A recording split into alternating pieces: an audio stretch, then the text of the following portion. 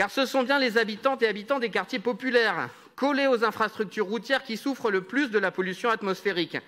Alors que, faut-il le rappeler, ils sont bien moins motorisés que les plus aisés. En revanche, lorsque la voiture est nécessaire, les ménages modestes n'ont pas les moyens de s'offrir des véhicules électriques bien plus chers à l'achat. C'est donc la double peine pour eux, air pollué et interdiction de circuler, car impossibilité de satisfaire aux nouveaux critères d'émission. Si la métropole du Grand Paris propose des aides à l'achat de véhicules propres, il en faut bien plus pour accompagner les plus modestes dans la mise en place de cette ZFE. Mais cela, nous pouvons le faire sans l'État qui nous abandonne sur le sujet. Au lieu de nous gratifier de vidéos ridicules sur TikTok, Monsieur le ministre des Transports, Jean-Baptiste Djebbari, ferait mieux d'agir pour la santé des Franciliennes et Franciliens qui étouffent.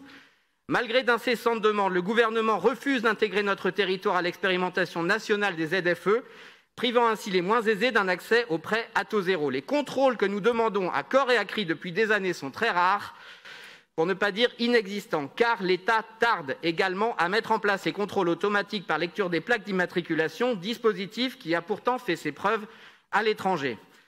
C'est pour cela, Madame la maire, Monsieur le préfet de police, que le groupe écologiste de Paris souhaite aujourd'hui vous interroger sur le bilan des contrôles et verbalisations réalisés par la police nationale afin de faire respecter la ZFE en 2020 et 2021, réaffirmer la détermination de la ville de Paris à faire respecter le calendrier de mise en place de la ZFE, la volonté d'interpeller l'État afin qu'il accélère la mise en place de contrôles assortis de sanctions en cas de non-respect de la ZFE, et enfin, la volonté de la ville de Paris de faire pression sur Île-de-France Mobilité afin de rétablir la gratuité des transports en commun lors des pics de pollution. Je vous remercie.